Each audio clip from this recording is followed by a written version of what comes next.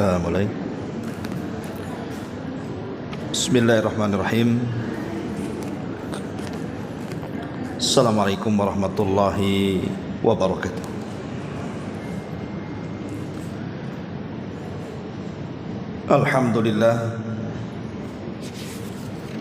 Alhamdulillahilladzi hamdan katsiran tayyiban mubarakan fihi kama yuhibbu rabbuna wa yardah. Asyhadu an la ilaha illallah wahdahu rabbi la syarika lah wa asyhadu anna Muhammadan abduhu wa rasuluhu alladzi la nabiyya ba'dah. Amma ba'd. Alhamdulillah, segala puja dan puji hanya milik Allah Subhanahu wa ta'ala. Salawat dan juga salam terhadiahkan kepada Rasul kita Nabi besar Muhammad sallallahu alaihi wa ala alihi wasallam. Ma'asyiral muslimat yang dimuliakan Allah Subhanahu wa ta'ala, alhamdulillah, tak henti-hentinya kita memuja dan memuji Allah Subhanahu wa ta'ala, karena di pagi hari ini kita bisa kembali duduk untuk bertalabul ilmi di Masjid Sukajadi ini.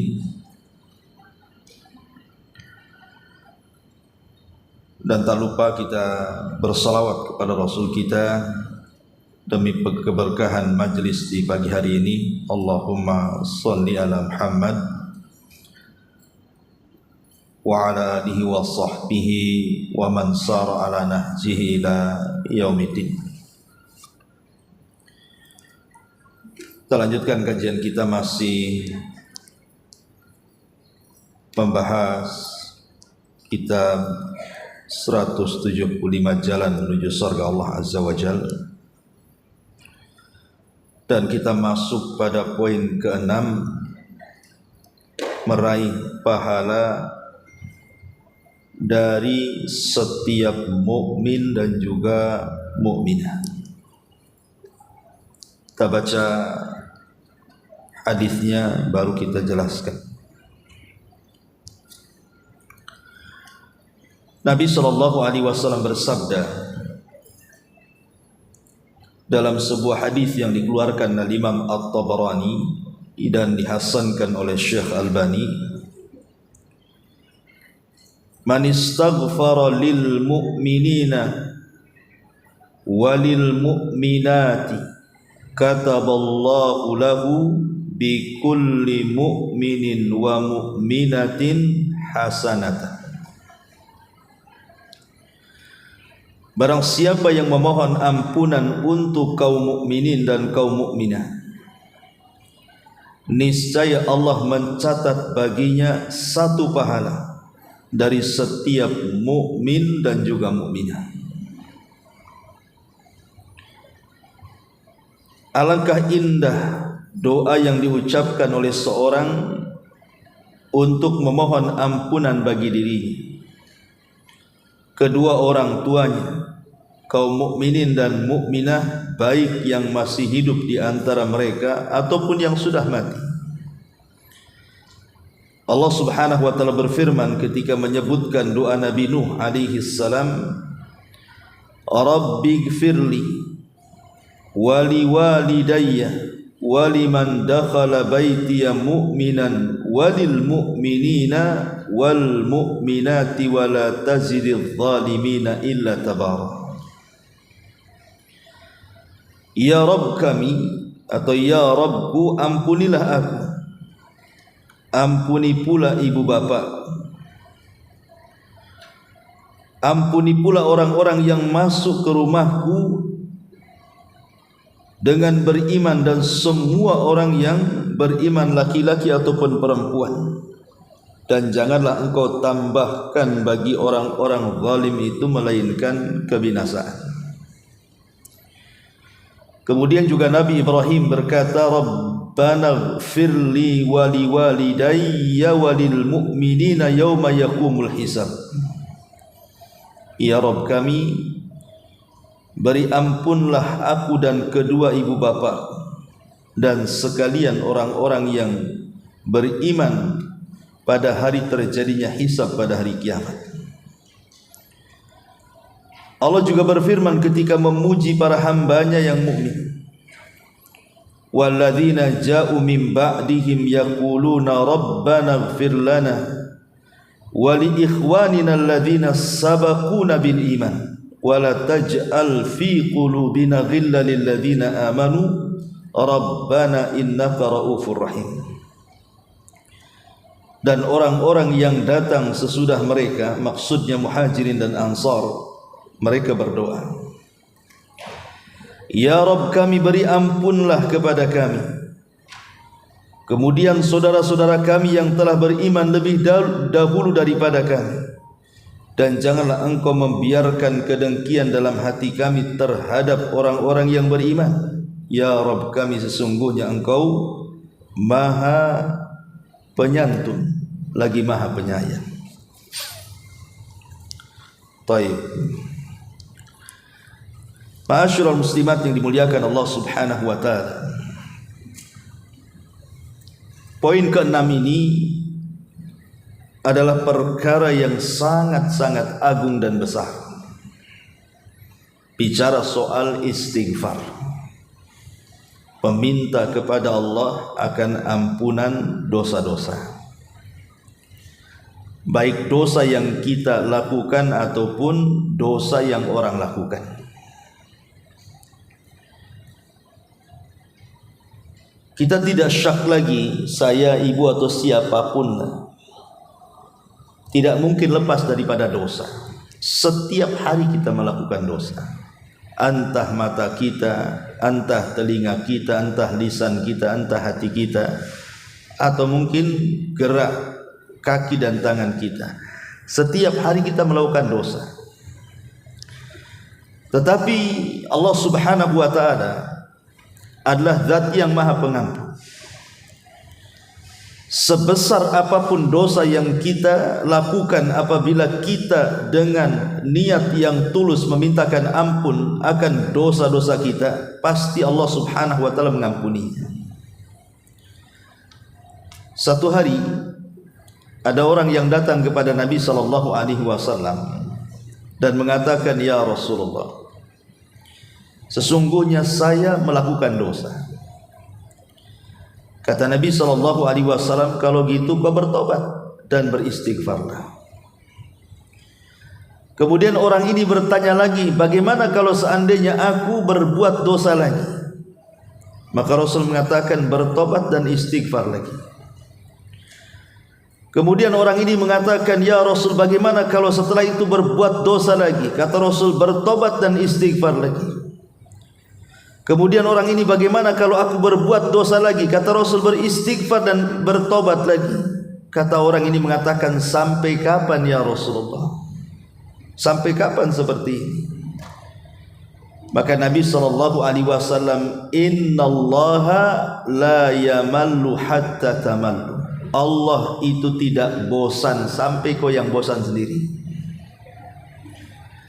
Artinya Allah tidak bosan mengampuni dosa-dosa kita, tapi kita yang bosan minta ampun, itu masalahnya. Maka jangan pernah bosan untuk minta ampun dan beristighfar.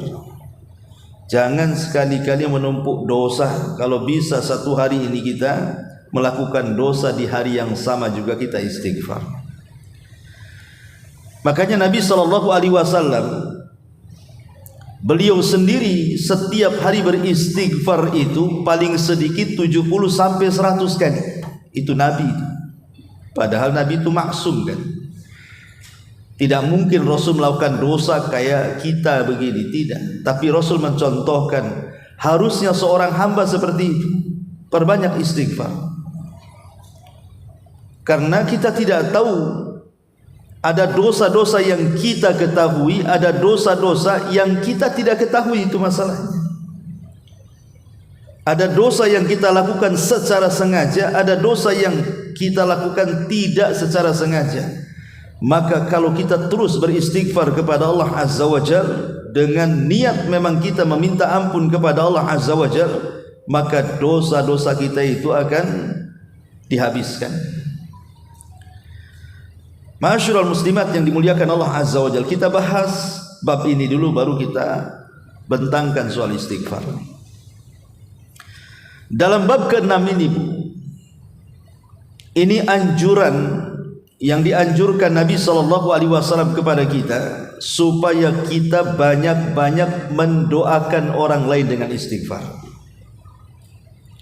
Karena pahalanya tidak sedikit, Bu, banyak sekali pahalanya.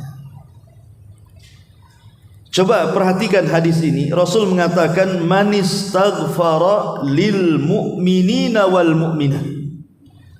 Sesiapa yang memohonkan ampun bagi setiap mukmin laki-laki ataupun mukmin perempuan, kataballahu lahu bi kulli mu'minin wa mu'minatin hasanatan. Maka Allah Subhanahu wa taala akan mencatat bagi dia untuk satu mukmin atau satu mukminah itu satu kebaikan. Bu, kalau seandainya kita katakan nih, Allahumma ighfir lil muslimina wal muslimat wal mu'minina wal mu'minat al ahya'i minhum wal amwat. Ya Allah, ampunilah muslim-muslim laki-laki atau perempuan, mukmin-mukmin laki-laki atau perempuan, yang hidup atau yang mati. Siapa yang bisa menjumlah muslim di dunia ini, coba Ibu tahu berapa jumlahnya orang Indonesia saja yang Islam, yang mukmin? Enggak tahu kan? Siapa yang bisa menjumlah? Orang Batam saja yang muslim itu kita tidak tahu jumlahnya berapa. Satu kota Batam. Kalau seandainya kita mengatakan, ya Allah ampuni orang-orang muslim, orang-orang yang beriman di kota Batam ini, kita tidak tahu jumlah orang yang beriman di kota Batam ini. Apalagi kalau seandainya kemudian kita umumkan kalimatnya, ya Allah ampunilah semua orang yang beriman dimanapun mereka berada. Ibu tahu berapa jumlahnya? Enggak tahu kan? Bisa saja mungkin bukan hanya jutaan, miliaran. Karena orang yang beriman, yang hidup dan yang mati itu tidak ada yang tahu jumlahnya kecuali Allah. Padahal kalau kita katakan, ya Allah ampuni satu orang yang beriman saja, itu sudah satu kebaikan. Lah kalau kita katakan kemudian, ya Allah ampuni orang-orang yang beriman dimanapun mereka berada, setiap satu mukmin satu kebaikan. Anggap saja nih, ibu memintakan ampun kepada 1 miliar jiwa orang yang beriman, berarti ibu dapat 1 miliar kebaikan. Luar biasa ini kan, Bu. Kita enggak sadar saja. Kalau kita berdoa kepada Allah Subhanahu wa taala, Allahumma ighfir lil mu'minina wal mu'minat, ya Allah ampuni mukmin laki-laki dan perempuan dimanapun mereka berada, berapa pahala yang ibu dapat itu coba. Karena kita tidak tahu jumlah orang yang beriman satu dunia ini berapa coba. Dan yang beriman ini bukan manusia saja, jin pun ada yang beriman masalahnya. Sudah jumlah manusia kita tidak tahu berapa jumlah orang yang beriman, jumlah jin juga kita tidak tahu berapa jin yang beriman, jumlah orang yang hidup berapa tahu kita tidak tahu berapa jumlahnya, belum yang mati lagi. Luar biasa, banyak sekali pahala kita itu, karena satu kepala satu kebaikan masalahnya. Makanya jangan bakhil kita ini mendoakan istighfar kepada orang lain. Di sini Nabi SAW mengatakan, barang siapa yang memohonkan ampun untuk satu mukmin atau satu mukminah, niscaya Allah akan berikan pahala setiap satu mukmin atau mukminah itu satu kebaikan. Seandainya satu kota Batam saja kita sudah mendapatkan banyak sekali itu kebaikan, karena satu orang dianggap satu kebaikan kan. Kalau ibu doakan 1000 orang yang beriman, berarti ibu dapat 1000 kebaikan. Kalau 1 miliar ya 1 miliar kebaikan. Sementara kita tidak tahu jumlah orang yang beriman satu dunia ini berapa jumlahnya. Kalau anggaplah kemudian 2-3 miliar begitu jumlahnya, berarti kalau kita katakan Allahumma gfir lil mu'minina wal mu'minat, ya Allah ampuni orang yang beriman dan laki-laki dan wanita dimanapun mereka berada, berarti sebanyak itu kita dapat pahala. Itu baru manusianya, belum dari kalangan jinnya. Itu bagi yang hidup, belum yang matinya. Jadi jangan bakhil mengucapkan Allahumma gfir lil muslimina wal muslimat wal mu'minina wal mu'minat al ahya'i minhum wal amwat. Nah, itu kan lengkap tuh. Baca sajalah ibu habis sholat gitu kan, habis zikir sholat, nanti di ujung habis zikir itu ibu katakan saja Allahumma gfir lil muslimina wal muslimat wal mu'minina wal mu'minat al ahya'i minhum wal amwat. Itu sudah mendapatkan segudang kebaikan itu. Karena setiap satu kepala satu kebaikan masalahnya. Jadi kenapa kemudian di sini pengarang membuat judul meraih pahala dari setiap mukmin dan mukminah? Karena begini bu logikanya ya. Ibu kalau datang ke saya, Ustadz saya akan berdoa kepada Allah agar dosa-dosa Ustadz diampuni.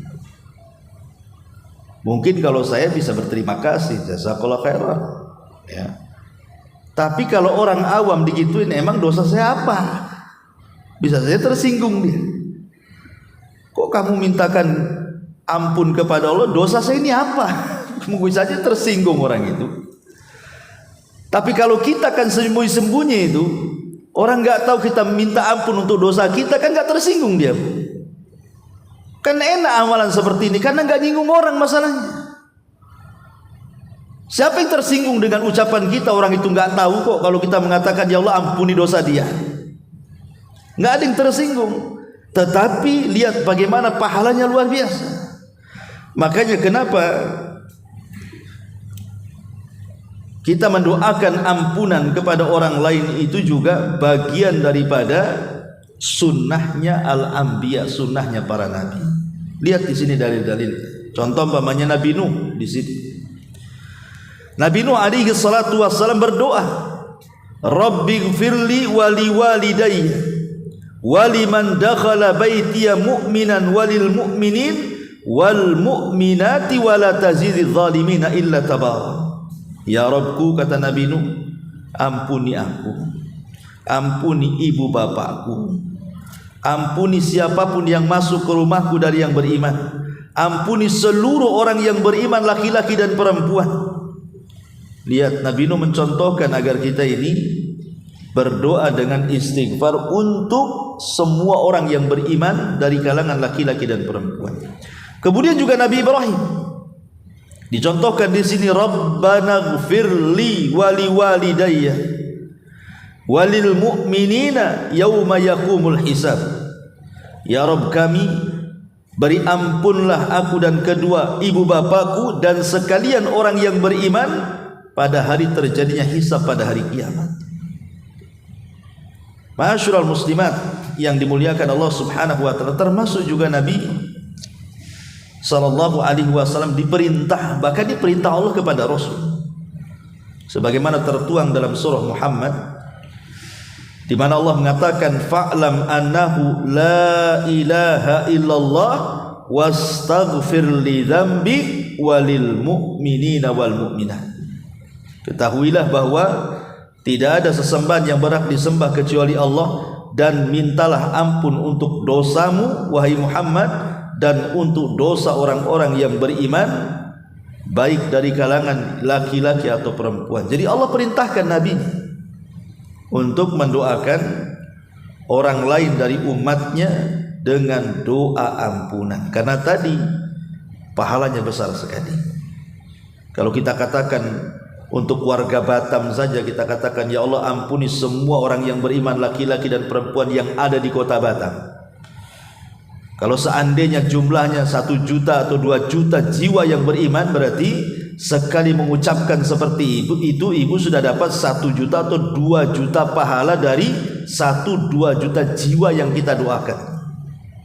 Itu satu kota Batam, gimana satu Kepri, gimana satu Indonesia, gimana satu dunia, gimana manusia dan jinnya, gimana yang hidup dan yang matinya. Oh, banyak kali pahala kita itu. Ma'asyiral muslimat yang dimuliakan Allah Subhanahu wa taala. Lalu apa faedahnya? Apa faedahnya kalau kita ini mendoakan dengan doa istighfar kepada orang lain, itu apa hikmahnya itu? Yang pertama, hikmahnya sebutkan para ulama adalah hadza ikram minallahi ta'ala di hadhil ummah. Ini bentuk kemuliaan dari Allah yang Allah berikan kepada umat ini. Jadi ini kemuliaan dari Allah untuk umat ini dengan memudahkan bagi umat ini mendulang pahala sebanyak-banyaknya dengan amalan seringan-ringannya. Amalannya kan ringan, Bu, tapi pahalanya besar, ya kan? Pahalanya banyak. Hanya ngomong, ya Allah, ibu nggak bisa bahasa Arab, tidak apa-apa, tinggal ngomong saja, ya Allah, ampunilah dosa-dosa orang-orang yang beriman, baik laki-laki atau perempuan, baik yang hidup atau yang mati, baik manusia atau jin. Jelasin makin jelas lagi kan, dimanapun mereka berada, di alam dunia atau alam gaib, Ibu ya. Gak masalah kalau memang tidak bisa bahasa Indonesia, bahasa Arab, pakai bahasa Indonesia. Nah, ini kemuliaan namanya. Allah Subhanahu wa taala berikan kemuliaan kepada kita dengan mendulang pahala sebanyak-banyaknya dengan amalan seringan-ringannya. Cukup ngomong begitu saja. Coba Bu, kalau ibu mengucapkan 1 kali, kalilah berapa banyak itu orang yang beriman, kita dapat kebaikan mereka juga. Kalau ngucap 2 kali, kalikan saja. Ngucap 3 kali, kalikan saja. Bagaimana kalau tiap hari itu? Setiap habis sholat kita berdoa seperti itu, maka pahala kita akan banyak sekali. Ini yang pertama. Kemudian yang kedua, dikatakan oleh Imam Ibnu Athiyah, wajibun ala kulli mu'min an yastaghfira lil mu'minina wal mu'minat fa innaha sadaqatun. Wajib atas setiap yang beriman untuk berdoa istighfar, memintakan ampun akan dosa terhadap orang yang beriman, laki-laki atau perempuan, karena itu bagian dari sedekah yang kita berikan kepada orang. Terkadang ibu kalau sedekah dengan uang, kadang di antara kita ada yang bakhil. Boleh jadi ada niat untuk sedekah, tak jadi ketika ada barang-barang yang belum kebeli kan. Ada rencana mau nyumbang, tak jadi, nanti ajalah, ini belum lunas. Kadang-kadang kita ini mau sedekah dengan harta, tak jadi. Atau memang sama sekali tidak ada keinginan kan untuk bersedekah dengan uang, karena kebakhilan kita. Tetapi Allah Subhanahu wa taala buka pintu sedekah itu selebar-lebarnya. Tidak harus dengan uang sedekah itu. Dengan cara mendoakan saudara kita dengan ampunan agar dosa-dosa mereka diampuni Allah, itu bagian daripada sedekah juga. Ini yang kedua. Kemudian yang ketiga, husnul akhlaqi fit ta'amuli ma'al muslimin min ghairi takabburin alaihim wala ihtiqarin lahum wal afwi an dhunubihim wa tahammuli zallatihim wal adli fil hukmi alaihim wa insafihim idza akhtau wa adami inkari ma fihim minal khairi walau lam yakun ma'hum illa al-islam as-sahih fa huwa kafin li an nastaghfira lahum. Kata ulama, jadi apabila ibu mendoakan ampun kepada orang lain, ya Allah, ampunilah saudara-saudaraku dari kalangan orang yang beriman, laki-laki atau perempuan, dan begitu seterusnya. Ini bagian daripada keindahan akhlak. Ini bagian daripada keindahan akhlak Islam. di mana kalau kita mau mendoakan saudara kita dari kalangan orang-orang muslim atau orang yang beriman dengan doa ampunan itu, hakikatnya ibu sedang merontokkan sikap sombong. Jadi sedang menghilangkan kesombongan. Makanya kita doakan orang lain. Orang yang sombong itu tidak mau mendoakan orang lain, ya maunya diri sendiri saja. Tapi ketika mendoakan orang lain berarti kita menghilangkan sifat sombong kita. Kemudian juga sikap ihtiqar, merendahkan orang. Karena ketika kita mendoakan secara umum berarti mencakup orang fakir, mencakup orang kayanya, kan itu ya. Mencakup orang yang punya jabatan, mencakup orang yang biasanya, dan begitu seterusnya. Karena kan kita umum doanya. Berarti tercakup semuanya itu. Baik orang yang di bawah kita, baik orang yang di atas kita. Jadi kalau seandainya kita katakan ya Allah ampuni dosa-dosa mereka secara umum, berarti juga kita sudah menegakkan akhlak Islam yang indah. Pertama tadi menghilangkan kesombongan, yang kedua menghilangkan tidak merendahkan orang. Kemudian juga melatih kita memaafkan dosa-dosa orang. Kalau ada orang yang melakukan kesalahan kepada ibu, kemudian datang minta maaf, belum tentu ibu kasih maafkan. Apalagi kalau dosanya ibu anggap sudah tidak bisa ditolerir tuh. Karena memang memaafkan itu berat, Bu ya, memaafkan itu berat. Minta maaf itu berat, tapi memaafkan kan lebih berat lagi. Ya. Enak saja kamu menyakiti saya, sekarang datang minta maaf. Iya hatimu plong, tapi hatiku ini gak plong-plong nih.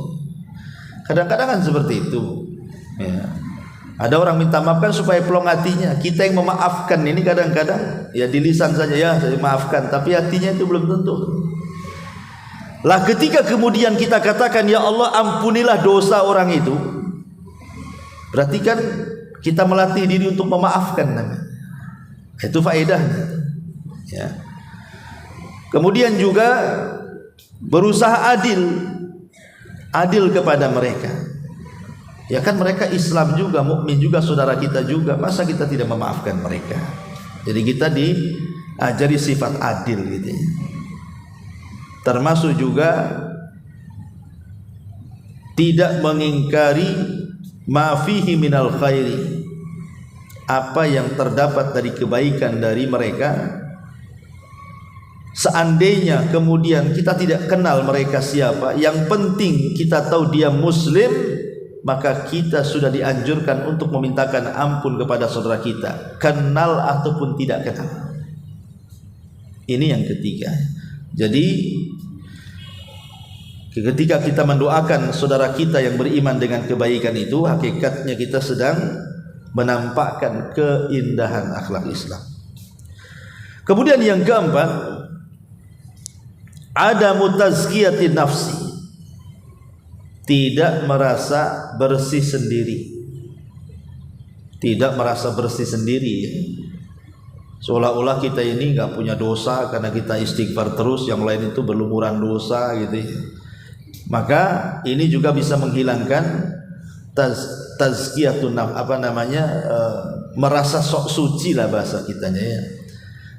Makanya kita ketika mengatakan ya Allah ampuni dosaku dan dosa orang lain, berarti memang kita mengakui bahwa kita juga banyak dosanya. Sebagaimana orang juga melakukan dosa, kita pun melakukan dosa. Jadi tidak merasa bersih sendiri. Kemudian juga al-hathu ala jam'i kalimatil muslimin alal haq. Yang kelima, dengan kita mendoakan orang lain dengan istighfar itu menunjukkan apa? Jam'il kalimatil muslimin, menunjukkan tanda ukhuwah Islamiyah, persaudaraan sesama muslim, sehingga saling mendoakan ampunan satu dengan yang lainnya. Bahwa kita ini muslim satu dengan yang lain bersaudara. Apabila satu sakit kita merasakan sakit, apabila satu merasakan lemah, kita juga merasakan lemah, dan begitu seterusnya. Maka dengan mendoakan saudara kita dari kalangan kaum mukminin, menunjukkan di sini ada penyatuan kalimat ukhuwah Islamiyah antara kita dengan mereka. Kemudian juga yang nomor 6, al-inkar ala man yaghtab al-muslimin bidhunubihim bitadhkirihi bi annal wajib alaihi an yastaghfira lahum la an yaghtabahum. Dengan membiasakan kita mendoakan istighfar, memintakan ampun akan dosa-dosa kita sendiri, kemudian kedua orang tua dan orang lain, itu kita bisa merubah hidup yang tadinya biasa ghibah, memburuk-burukan orang, maka kita ganti menjadi pujian kepada orang, supaya melatih agar kita ini sedikit demi sedikit jangan ghibah terus, ya. Dengan kita memintakan ampun saudara kita kan otomatis kita tidak mungkin menggibah. Karena kalimat istighfar memintakan ampun akan dosa-dosa itu menunjukkan apa? Bahwa orang itu orang baik, kita doakan. Tapi kalau kita gibah kan seolah-olah dia orang jelek masalahnya. Makanya kita harus menggibahnya. Ketika kita ganti bahasa gibah dengan istighfar, berarti ini kita sudah menebarkan kebaikan di tengah-tengah manusia. Dan ini bisa melembutkan hati. Orang yang suka mendoakan yang lain itu lembut hatinya. Tapi orang yang jarang mendoakan orang lain itu keras hatinya. Ya. Ma'asyiral muslimat yang dimuliakan Allah Subhanahu wa taala, termasuk juga di antara hikmahnya adalah wa yazulu ma bainakum minal ahqadi al mufdiyati lil muadati, bisa menghilangkan permusuhan. Bisa menghilangkan permusuhan karena musuh itu berawal dari dengki, berawal dari hasad, berawal dari ketidaksukaan, akhirnya bermusuhan. Tapi kalau saling mendoakan satu dengan yang lainnya dengan istighfar ampunan dosa dari Allah Subhanahu wa taala, maka ini sedikit banyak bisa mengecilkan permusuhan antara kita dan orang-orang yang beriman yang lainnya.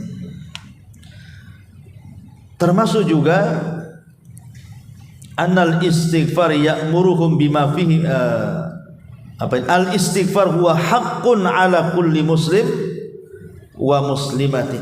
Bahkan ini bagian daripada kewajiban hak-hak seorang muslim kepada muslim yang lainnya adalah dengan mendoakan kebaikan.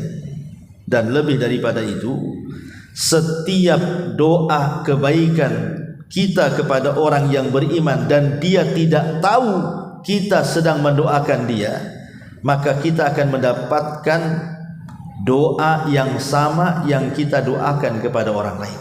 Dan itu nanti pada bab ke-7 nanti. Malaikat yang ditugaskan untuk mengawalnya akan mengucapkan amin ketika kita berdoa dan dia tidak tahu, maka kita akan mendapatkan hal yang sama yang kita doakan kepada orang lain. Contoh pemain saya katakan, ya Allah, mudah-mudahan anak orang itu soleh, maka Allah mengatakan anakmu juga soleh, gitu maksudnya. Jadi kalau kita mendoakan orang lain dengan kebaikan itu, maka akan dibalas dengan hal yang sama dengan doa yang kita doakan kepada orang lain. Lah kalau seandainya kita mendoakan istighfar kepada orang lain, ya Allah ampuni dosa dia, maka malaikat akan datang, dosa-dosamu juga diampuni, gitu maksudnya. Karena malaikat akan mengaminkan. Nah ini kan luar biasa. Inilah diantara faedah-faedah berdoa istighfar kepada orang lain. Baik, kita masuk pada faedah istighfar secara umum. Ma'asyiral muslimat yang dimuliakan Allah Subhanahu wa taala. Adapun faedah istighfar secara umum banyak sekali. Ini kan secara khusus ya, kita mendoakan istighfar kepada orang lain. Adapun secara umum, kalau ibu umpamanya setiap hari membaca astagfirullah, astagfirullah, astagfirullah gitu ya, baik ketika dari rumah ke pengajian, kemudian nanti pulang dari pengajian ke rumah, atau ke pasar, atau di dapur, atau yang sedang menyusui, atau yang sedang di mana saja, ibu selalu mengatakan astagfirullah, astagfirullahaladzim itu. Apa sih faedah istighfar itu? Kalimat istighfar itu bisa mempengaruhi alam semesta. Jadi kalimat istighfar itu bisa mempengaruhi alam semesta. Makanya Nuh alaihi salatu wassalam digambarkan di dalam Al-Quranul Karim ketika mengatakan kepada kaumnya, faqul tustaghfiru rabbakum innahu kana ghaffara yursilis samaa 'alaikum midrara wa yumdidkum bi amwalin wa banin wa yaj'al lakum jannatin wa yaj'al lakum anhar. Nuh mengatakan kepada kaum istighfar, kata Nuh alaihi salam, karena Rabb kalian itu zat yang maha pengampun. Kalau kalian memperbanyak istighfar, kata Nabi Nuh alaihi salatu wassalam, Allah akan curahkan hujan dari langit. Bayangkan, dengan istighfar alam bisa berubah. Datang hujan, yang dengan hujan ini akhirnya sungai-sungai teraliri, kemudian hutan-hutan menjadi subur, dan begitu seterusnya. Jadi istighfar, kalau kita mengatakan astagfirullah, alam ini bisa berubah. Dan ini keajaiban istighfar. Kemudian juga di antara faedah istighfarnya adalah, istighfar ini kalau kita lazimkan terus-terusan, Bu, tidak berhenti, mungkin Ibu sampai ratusan bahkan ribuan kali dalam sehari, dan dijadikan wirid di setiap hari astagfirullah, astagfirullah itu, lihat khasiatnya kata Rasul, man lazimal istighfar, barang siapa yang melazimkan istighfar, lisannya tidak pernah berhenti astagfirullah, astagfirullah, begitu ya. Apa yang terjadi kata Rasulullah, ja'alallahu min kulli hammin faraja wa min kulli dzikin makhraja wa razaqahullahu min haitsu la yahtasib. Kata Nabi SAW, siapa yang melazimkan istighfar, maka setiap kebingungan ibu akan menjadi sebuah kebahagiaan, setiap kesempitan dada akan menjadi sebuah kelapangan, dan ibu akan diberikan rizki dari arah yang tidak disangka-sangka, kata Nabi. Bahkan ada seorang syekh bercerita, Bu. Jadi seorang syekh ini bercerita begini, dia punya murid. Murid ini cerdas, kata dia, Masya Allah. Karena syekh ini kan punya markas tahfidz Quran. Jadi ada muridnya itu cerdas sekali, kalau ngapal cepat, rajin, soleh gitu, tidak pernah meninggalkan qiyamul lail, setiap hari dia baca minimalnya 5 juz, karena memang berada di tahfidz Quran gitu. Jadi selepas selesai, lah kebetulan memang hidupnya fakir, tidak punya apa-apa, jadi selesai mondok lah bahasa kitanya. Kemudian hampir 4-5 tahun tidak pernah ketemu, dan Syekh tahu dia orang fakir, orang miskin, ya, tidak punya apa-apa, di pondok pun tidak bayar gitu ya, karena kefakirannya tidak sanggup membayar. Tapi karena kecerdasannya oleh Syekh itu, dibiarkan dia belajar itu sampai selesai. Jadi setelah 4-5 tahun tidak pernah ketemu tuh, sekali ketemu, rupanya murid ini sudah kaya. Dia pakai mobil yang sangat bagus sekali lah, datang silaturahmi kepada syekhnya itu. Kemudian syekhnya kaget gitu ya, karena dia tahu kehidupan orang tuanya seperti apa, keluarganya seperti apa. Kok sekarang Masya Allah gitu, hanya keluar dari pesantren kemudian menghilang 4-5 tahun kok sudah menjadi orang kaya gitu. Jadi syekh ini senang, kemudian diajak ngobrol-ngobrol. Jadi syekh ini ingin tahu rahasianya, kenapa kamu bisa kaya, kerja apa kamu? Maka dia mengatakan, demi Allah syekh, Allah mudahkan kehidupan saya, Allah lapangkan rezeki saya. Kenapa? Kata syekh, apa masalahnya, apa amalanmu? Maka dia mengatakan, aku setiap hari istighfar itu paling tidak aku harus istighfar 10.000 kali gitu. 10.000 kali setiap hari, dan aku terus lakukan sampai hari ini kan. Sudah berapa tahun itu, berarti sudah 4 tahun atau 5 tahun, satu hari 10.000 kali, Bu. Ya, apa gak sariawan tuh? Terus astagfirullah, astagfirullah, astagfirullah, astagfirullah kan. Belum lagi Quran dia, karena dia kan memang hafal Quran gitu ya. Dia setiap hari 3 juz sampai 5 juz. Itulah amalan dia. Maka dia mengatakan, ya Syekh, katanya, yassaranillahu amri. Dengan begitu Allah mudahkan urusanku. Entah kenapa mudah sekali cari uang itu, katanya. Sebenarnya ya, Ibu, cerita ini walaupun anggaplah cerita ini tidak ada, ya, tapi saya yakin Tidak mungkin Syekh ini berdusta kan itu. Tapi anggaplah cerita ini rekayasa. Tapi kita tidak perlu cerita pun, cukup dengan sabda Nabi tadi, bahwa orang yang melazimkan istighfar itu Allah akan berikan rizki dari arah yang tidak disangka-sangka kan begitu. Kita yakin dengan hadis ini. Ya. Man lazimal istighfar, siapa yang melazimkan istighfar, maka dalam setiap kegundahan pasti ada kelapangan, dalam setiap kesempitan pasti ada jalan keluar, dan Allah pasti akan berikan rizki dari arah yang tidak disangka-sangka. Nah, coba saja istighfar terus, istighfar ya kan? Karena saya juga pernah mencoba. Namanya setiap orang itu pasti mengalami kesulitan. Saya, ibu pasti satu hari itu akan mengalami kesulitan yang tidak bisa keluar dari situ. Kayaknya dunia ini kiamat. Aduh, pusing kali, gimana cara keluarnya? Pasti, saya yakin setiap ibu pasti suatu ketika, atau mungkin sudah mengalami, atau bagi yang belum mengalami, pasti akan ada masanya ibu ada masalah. Yang masalah itu seolah-olah nggak bisa keluar dari situ. Stres sekali ini. Mau ini susah, mau itu susah, kayaknya mau tidur susah, mau makan pun tidak selera, dan begitu seterusnya. Maka cobalah ketika itu menimpa ibu, perbanyak istighfar. Dari pagi, siang, sore, malam, insya Allah itu dalam waktu yang singkat pasti Allah akan carikan jalan keluarnya. Pasti ada saja, diurai masalah itu. Dan saya rasakan sendiri seperti itu. Asal ibu yakin. Ya, kalau nggak yakin ya nggak akan diurai lah. Yakin bahwa masalah itu datang dari Allah, pasti Allah Subhanahu Wa Taala akan menguraikan masalahnya. Minimalnya sedikit demi sedikit, hati kita tenang dulu. Mengurai masalah itu kalau hati nggak tenang nggak bisa. Tenang hati, datu berpikir, baru cari jalan keluar. Ada saja jalan keluarnya itu. Ma'asyiral muslimat yang dimuliakan Allah Subhanahu Wa Taala. Kemudian juga di antara keajaiban istighfar adalah ijabatid doa. Orang yang suka istighfar itu kalau doa itu mudah dikabulkan. Dan itu dijelaskan di dalam firman Allah Subhanahu wa taala, "Ya qaumi ibudullaha ma lakum min ilahin ghair.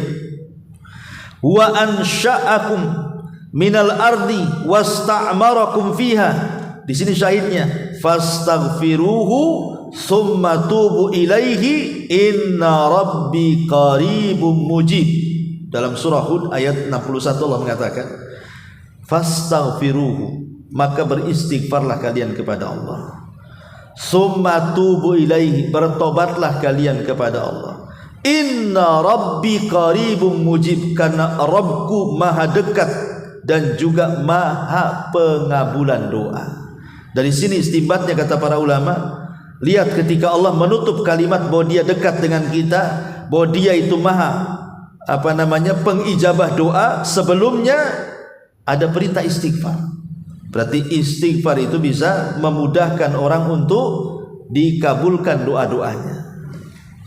Kemudian juga di antara fungsi istighfar adalah sebab terbesar mendapatkan kasih sayang Allah.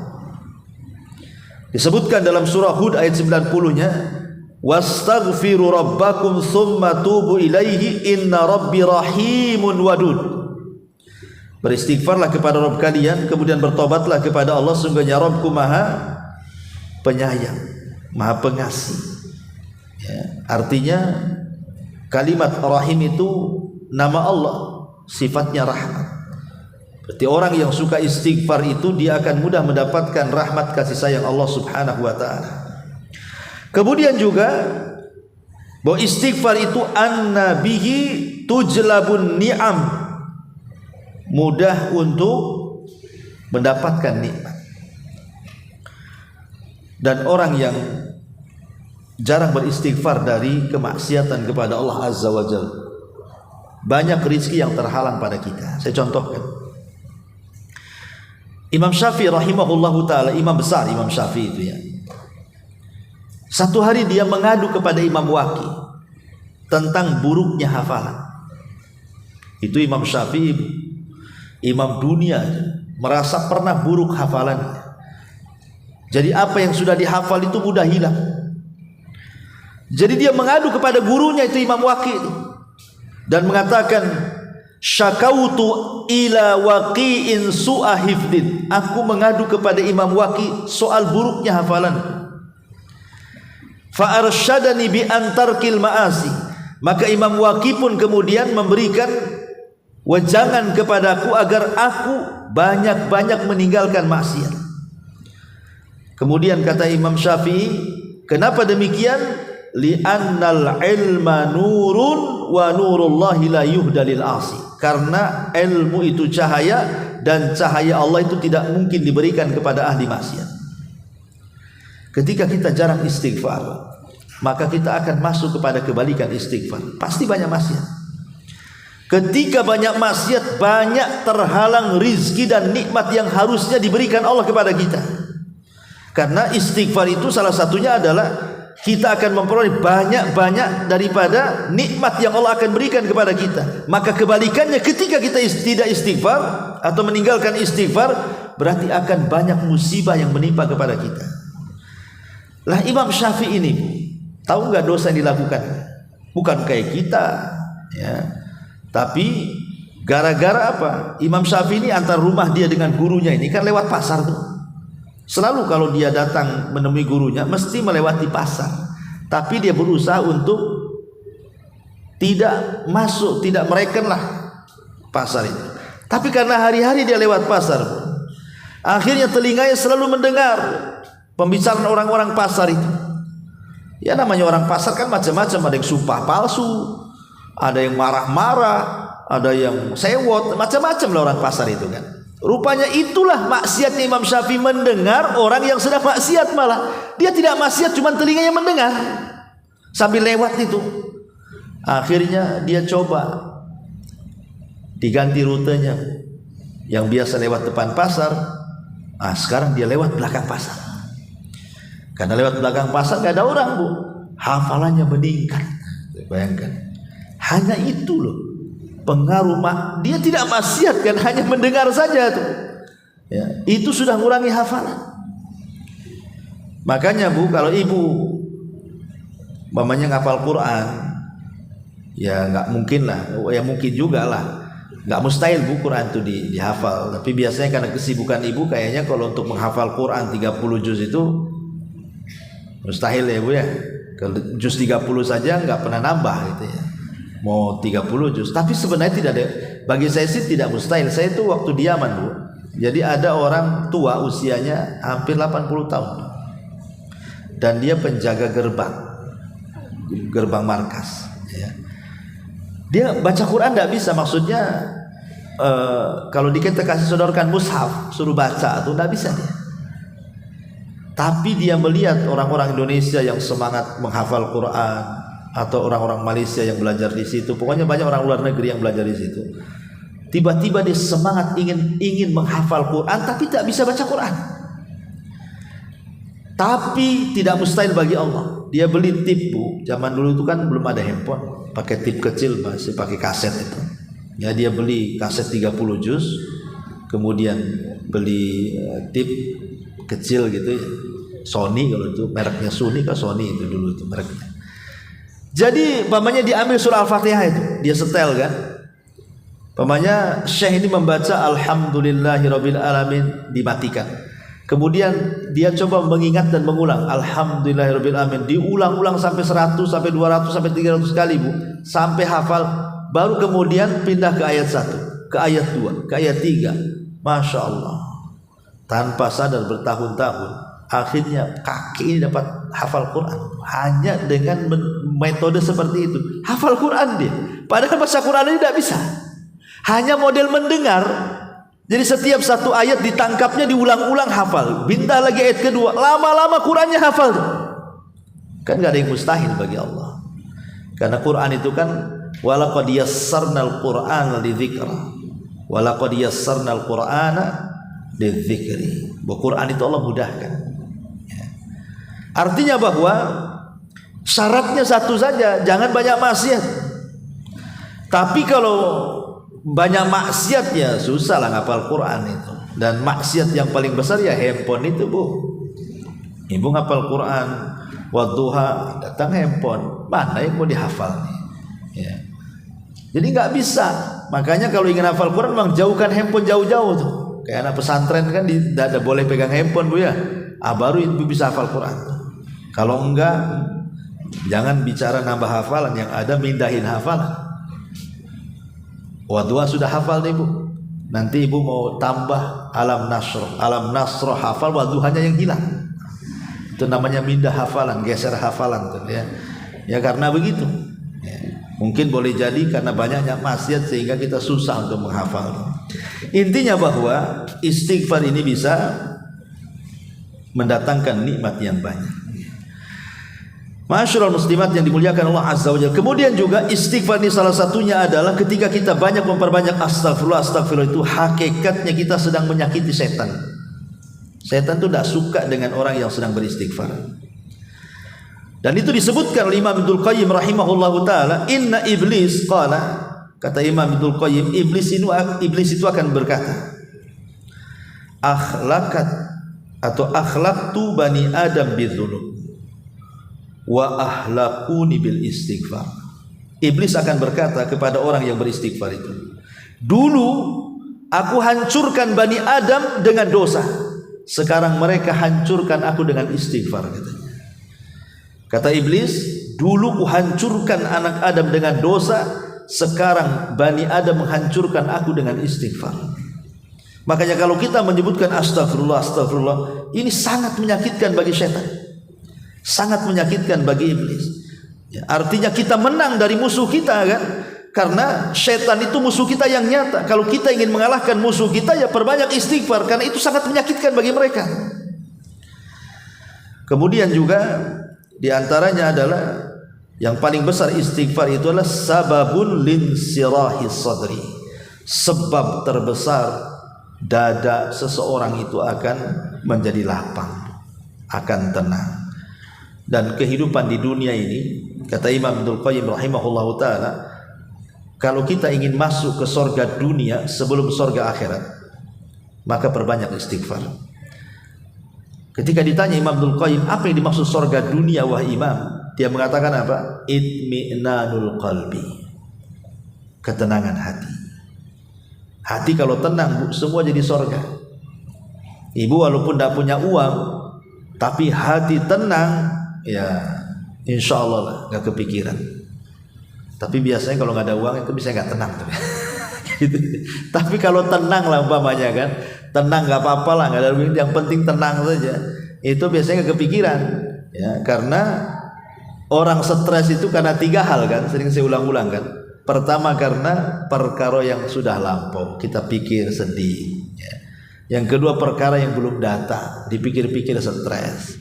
Nah sekarang yang sedang kita lalui, perkara yang sedang kita lalui, kita tidak bisa keluar dari masalah, akhirnya bingung. Ya. Itulah yang membuat hati tidak tenang, itu sedih, stres, bingung. Sedih terhadap yang sudah lalu, dipikir-pikir sedih, nangis kan itu. Mungkin ibu dulu mungkin ada masalah di masa lampau, atau ditinggal orang yang dicintai, atau pernah sukses kemudian gulung tikar, atau apalah masalah, atau cari barang gak ketemu ya. Nah, boleh jadi kan memikirkan sesuatu yang lampau-lampau itu kan menjadikan kita sedih, atau memikirkan sesuatu yang belum terjadi. Gimana besok, gimana bulan depan, gimana minggu depan, gimana tahun depan, gimana nanti kalau sudah tua, kalau sakit siapa yang ngerawat saya. Belum terjadi kok stres duluan kita ini, ya.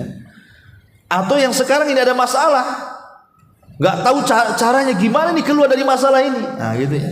Nah, itulah tiga perkara orang ini jadi stres, jadi sedih, jadi gundah gulana. Makanya istighfar inilah yang bisa menghilangkan itu semua. Karena istighfar ini kata para ulama, sababun kabir linsirahi sadri, sebab yang paling besar hati seseorang itu akan menjadi lapang.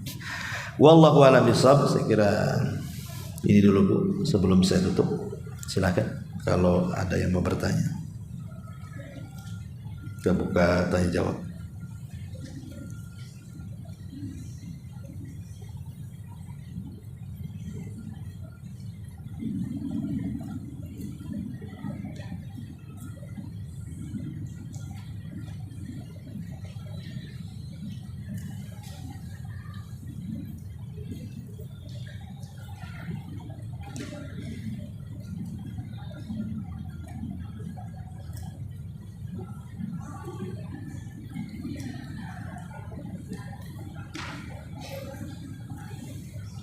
Baik, kalau tidak ada, alhamdulillah.